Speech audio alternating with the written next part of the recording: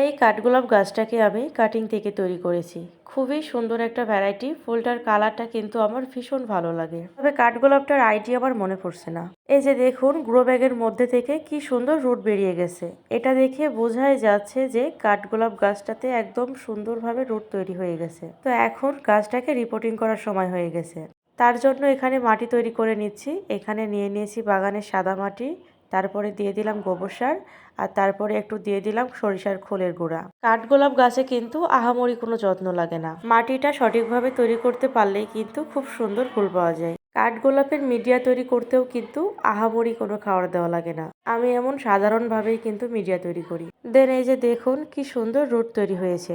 Grow ব্যাগটা কিন্তু খুব সাবধানে খুলতে হবে যাতে রুট বলটা ভেঙে না যায়। দেন গাছটাকে টবের মাঝখান বরাবর বসিয়ে একদম মাটি দিয়ে ভরাট করে দিব।